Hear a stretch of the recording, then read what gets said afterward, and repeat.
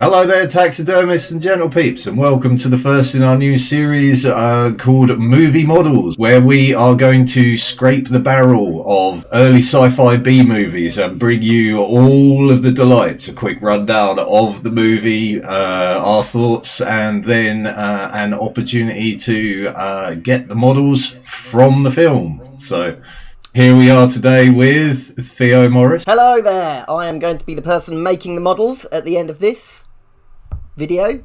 And I am going to be the one remembering the film. Excellent. So what is the film we are going to kick off with today then? Well, today's top-notch outing is going to be Hell Comes to Frogtown.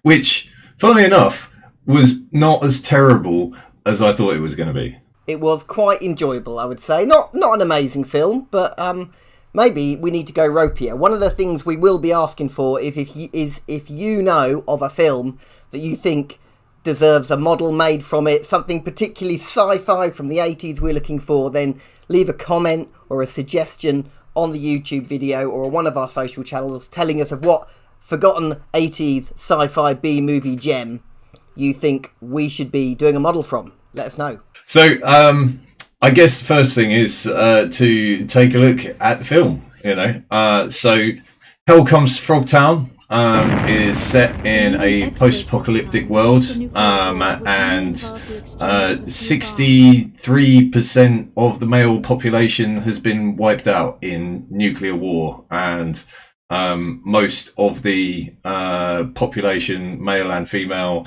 is sterile. So, yes. Therefore, breeders are the number one commodity in the world. Yes, and that forms a central part of the plot to this film, which, they fully explore. We have our lead character, Sam Hell, played by Roddy Piper, who is an all-round, virile, tough guy, who is picked up at the beginning of the film. Well, he's introduced in a funny way. Do you want to explain how he's introduced?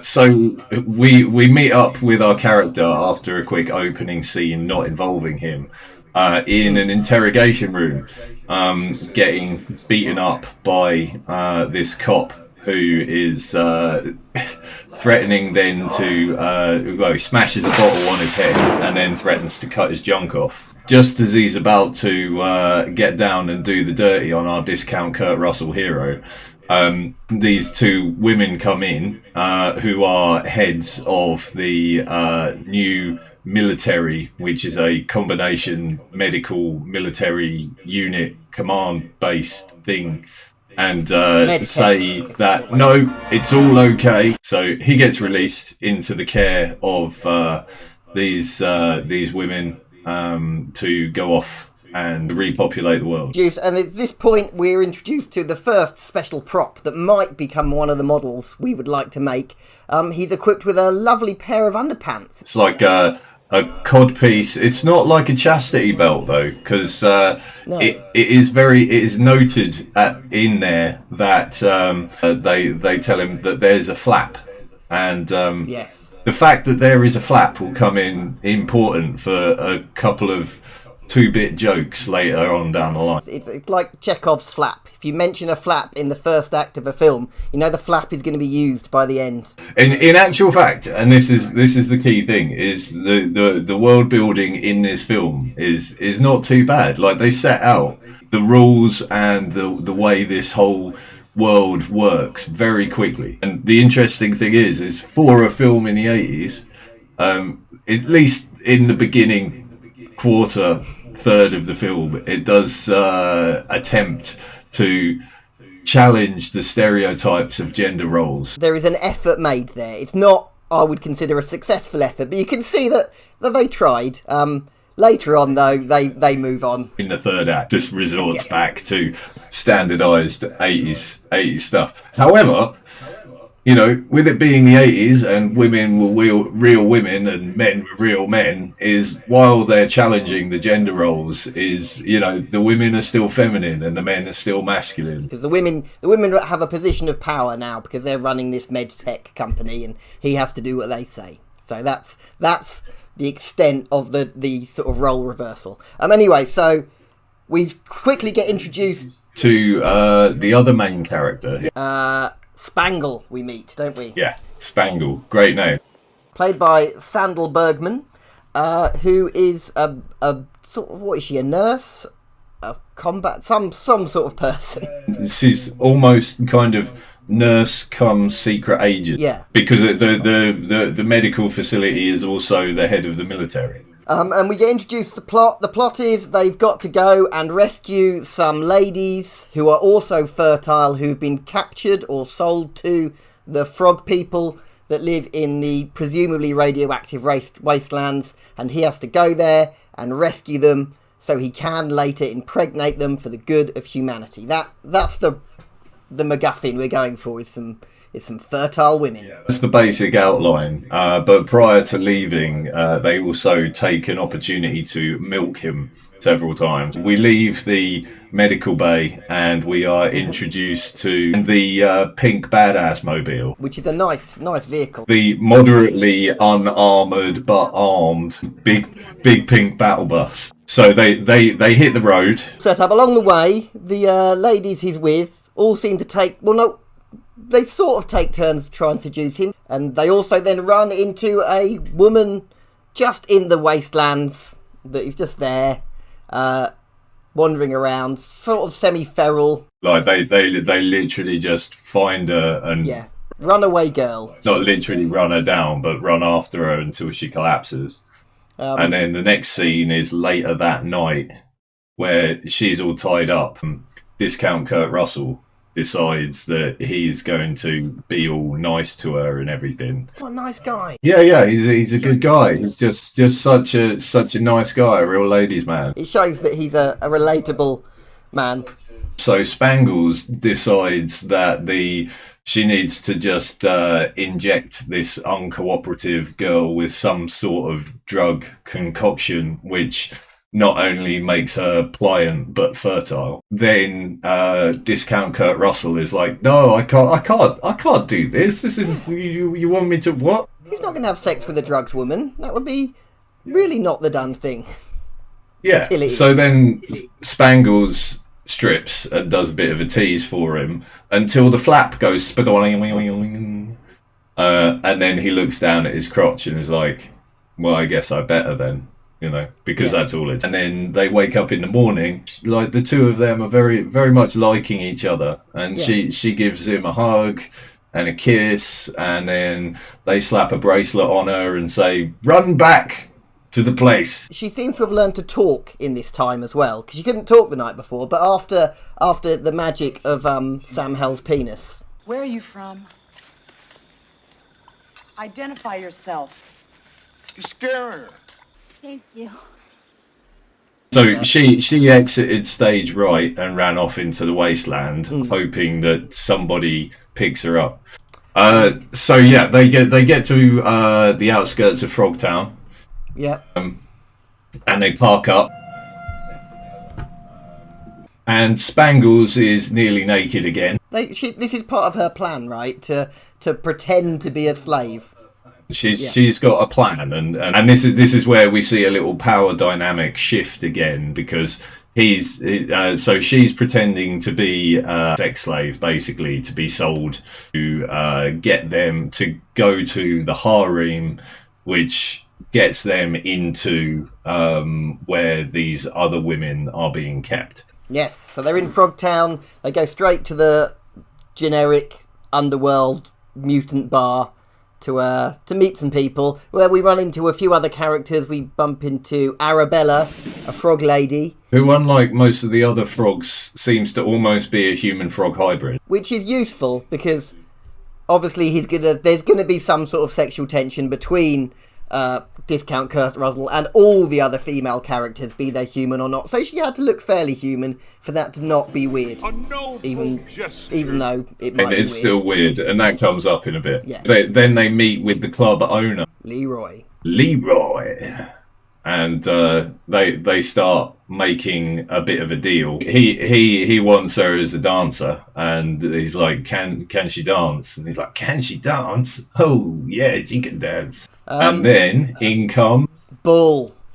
Bull is the next guy to turn up. The frog henchman of the Bane. We're introduced at this point to the hierarchy of frogs, which the higher up the hierarchy, it seems the more they have spent on the animatronics for your face mask as well. So Leroy has a sort of flapping mouth. By the time we get to the head honcho, the eyes move and everything. So, that's good. It's good to see that there's a definite hierarchy. Bull is kind of a pirate, one-eyed, wears an eye patch, and talks not quite like a pirate. It's got very much a kind of who run Bartertown type feel.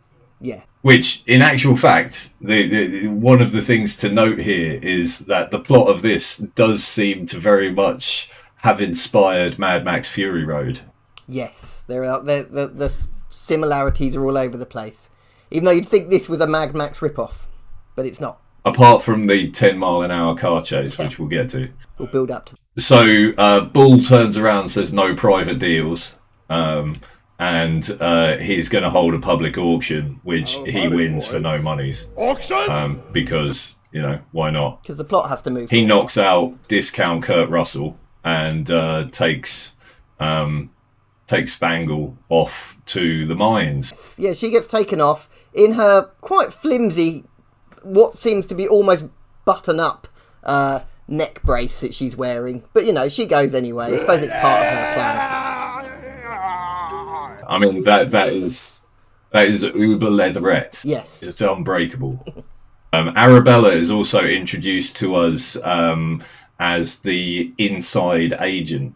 Arabella wakes him up, and then she wants to everybody seems to have heard about Discount Kurt Russell's sexual prowess.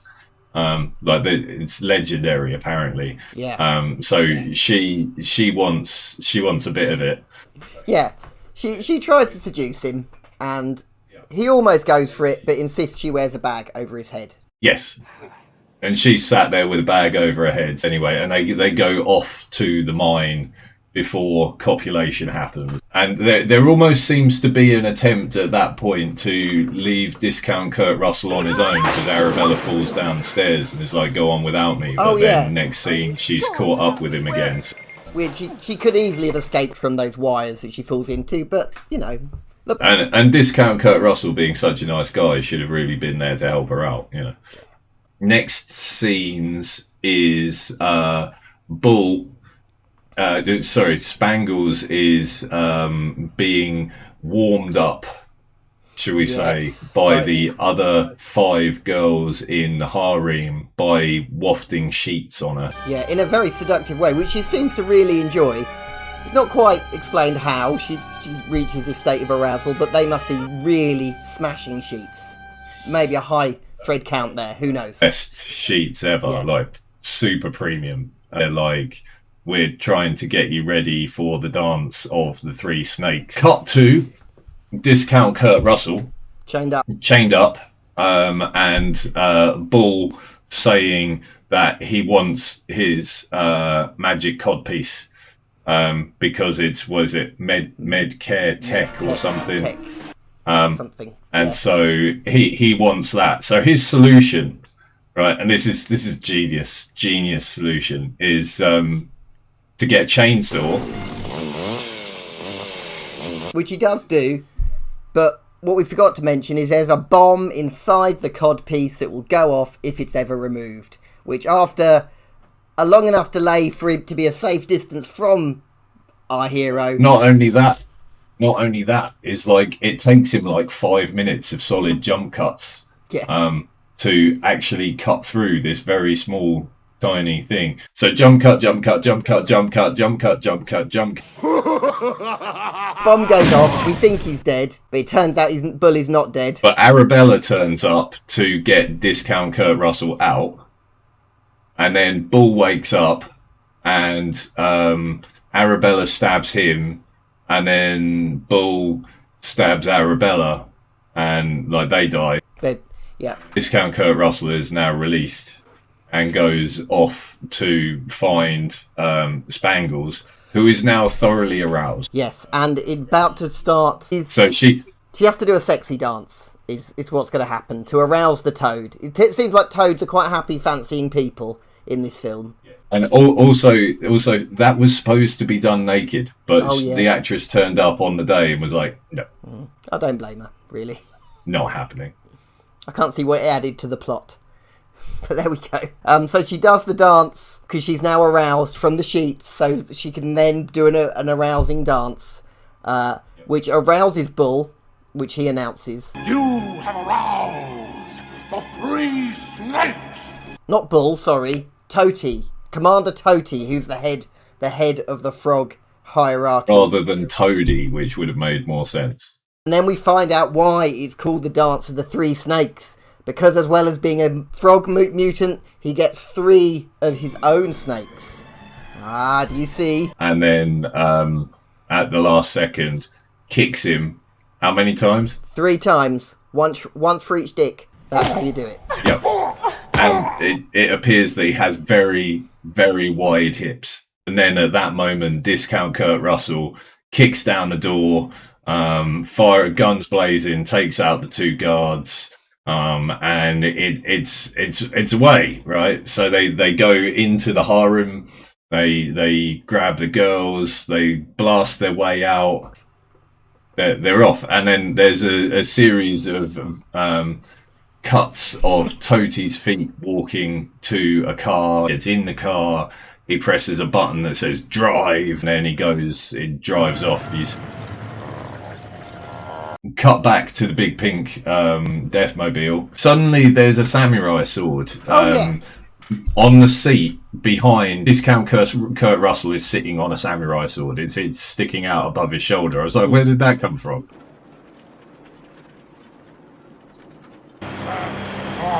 Thus begins a few minutes of the slowest chase since Star Wars The Last Jedi. Yeah. It's crazy. They didn't even go about and did the old Mad Max 2 thing where they just speed the footage up. They just left it at 10 mile an hour.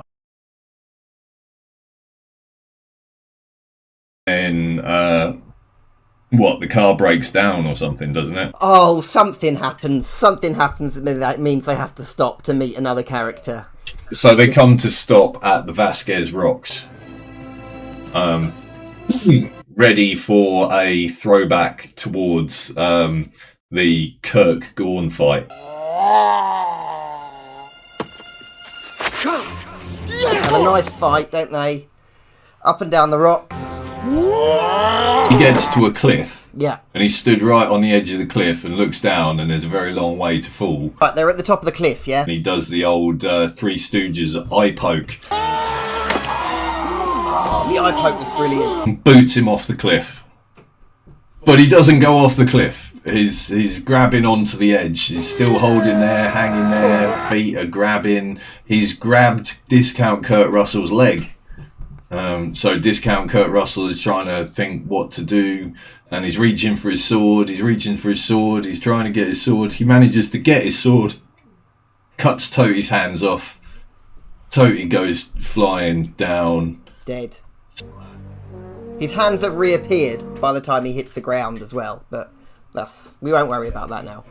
Discount Kurt Russell goes back, and the girls all come from around the rocks. So they get into Toti's automobile with the Dirty Great Cannon on it, which, interestingly enough, Spangles is sat in the passenger seat where the back end of the Dirty Great Cannon should definitely be. Yeah. But apparently isn't. So that's a thing. The 5 girls are sat in the back, and they have a very jolly conversation about how once he's fulfilled his contract, Spangles is going to see if they can get like a 2-week vacation. And then he's like, What do you mean when I'm finished my duties? So, a soldier's work is never done. And they drive off into the sunset at this point, and we have the end of a lovely, heartwarming family film that borders the lines on soft porn at certain points. Yeah, I mean, this is definitely the thing, is like, this film threatens to turn into Debbie Does Dallas at any second. But it was good. And often is very much riding that line. So, in terms of models, what would you suggest we do as a model? Any things you particularly like from the film there, Neil? The cars. The cars were cool. Nice weaponised cars are always a nice model. You could use them for, I don't know, Gasland, something like that. That would be a nice thing to do. I quite liked the frogs. So normally on this series, the way we're going to do it is at this point we're going to ask anyone, our viewers, what they would like, and then we'll do a follow-up video where the model's made. Because this is the first one, I've just made the model, or I'm going to will have made the model. So that will be coming next. There is a certain illusion of... Yes, the illusion. Pretend you made a choice. I'll tell you if you got it right. And was I right? Yeah, you were. Well, the model that I'm going to be making this week is going to be Commander Toti and a band of frog soldiers, so we could use them. They're going to be for 28mm scale gaming, so we're going to be able to make those and print those, because I think a little band of radioactive frog soldiers would be quite cool. I don't know, Stargrave sort of. Even though it's not a car. Even though it's not a car. Maybe we'll do a car next time. But like we say, if there's a film you do want to see, if there's a model in mind, you could suggest the film and the model at the same time. Or do it as 2 comments, because that's better for us. Yeah. So, I guess one other thing, though. Yeah. What did you think of the film? I enjoyed it. I think didn't perhaps need to be as sexy as it was.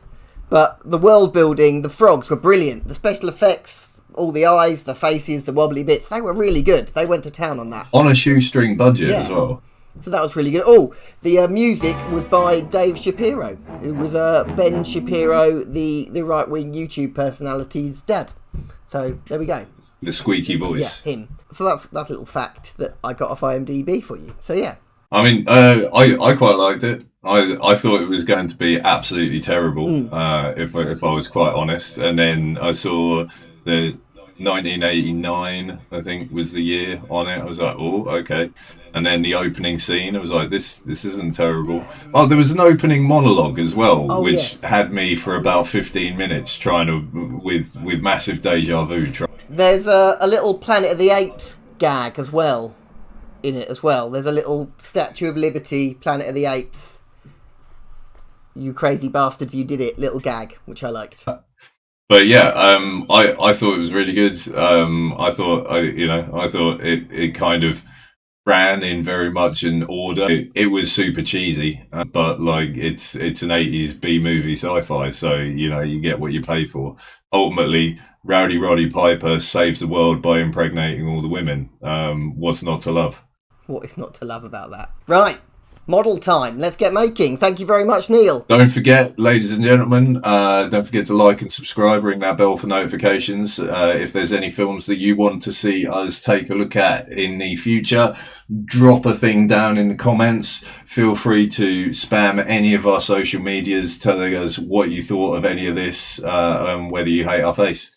And we will see you. And the model will be available on our website and probably other places like eBay. Yes. Keep your eyes peeled for the models as they come out. We'll notify people on the social media's usual channels. There'll probably be a newsletter, etc., etc. So be the first to get Commander Toti and his 3 snakes plus his band of boys. And we will see you next time on Movie Models. Yeah. All right. Let's go. Let's make it.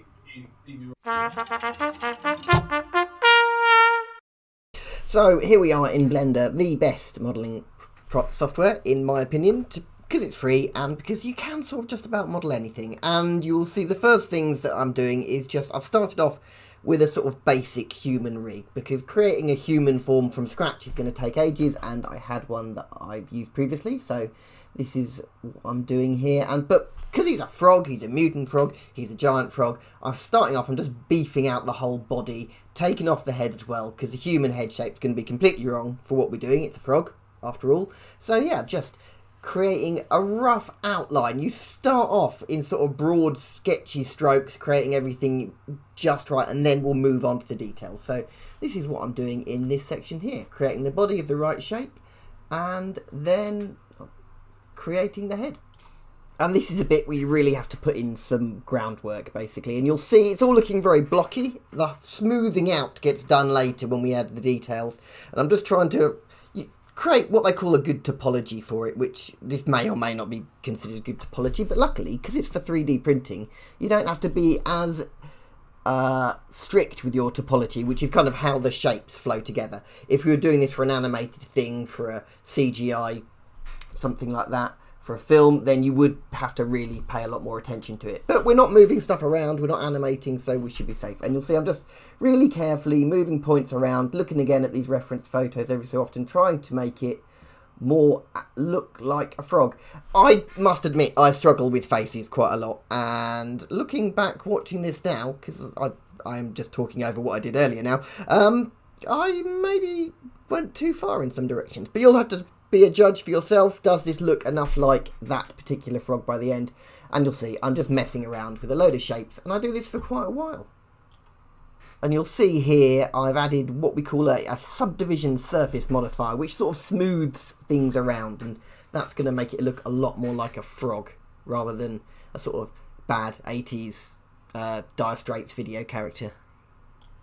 And then when I have that sort of right enough that I'm happy with it, I'm moving on to the clothing, and it's weird, this character, Commander Toady, has a sort of, there's definitely an 80s vibe, there's big shoulder pads, and this sort of almost Elizabethan neck ruff that he wears for some reason, so that's going to be made. And the trouble with fabrics when you're doing something like this, especially at this scale, because these guys are going to be sort of, you know, under a couple of inches, 3 centimetres tall, really tiny, that you've got to make all your details quite over-pronounced. So it's not the way you would normally go about doing fabric, but it is the way you can create something that when it's shrunk will hint at being fabric, I suppose, is what I'm doing here. So making it roughly, making it all bumpy, and there we go. He gets a lovely neck ruff. So I'm doing it, then I move on to do the rest of the clothes, and you'll see I'm not trying to make an insane amount of detail here, because it won't come out. Just creating big folds.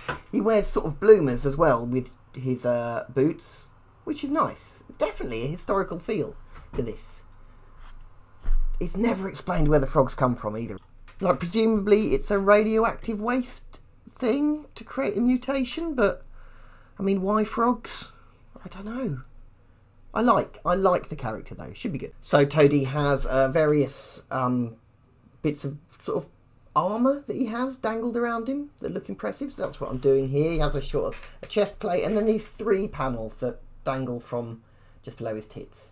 And underneath his shoulder pads is these lovely bits of dangly fabric, which really, they just set the whole outfit off, don't they? They are delightful. So I'm modelling those, and they're just going to be made with like pokey bits, and then I use one of those smoothing out subdivision surface things to make it look a little bit more like fabric, you know. Then we get on to the detailing, and I have a collection on my computer of various animal skins and textures, which you can see there, which I'm just stenciling over the face. Now, I must admit, a lot of this detail may or may not come out, but it'll look good for at least the render. And I do a similar thing on his shoulder pads as well. So this is then more general sculpting. If you want to be technical here, I've actually swapped my subdivision surface modifier for a multi-resolution modifier, which, if you were using this as a tutorial, I would say, well, this isn't really what this is designed for, but you could, and that is what I'm doing. But it just lets you go in with a brush, and I'm just sort of accentuating all the various folds of fabric and making it look a little bit more like his lovely dangly pantaloons that he wears. And we end up with something like this, which is our frog dude. But there is only one, so the next challenge is going to be to sculpt him or repose him into a different shape, which you could do 2 ways. You can add, if you're doing this properly, you do what's called adding an armature, where you sort of create a set of bones and do it. But I'm going to do it the cheap way, because we used all these clever bits of technology. The blocky version still exists, okay? And if the blocky version still exists, it means you can do stuff like select a whole leg like this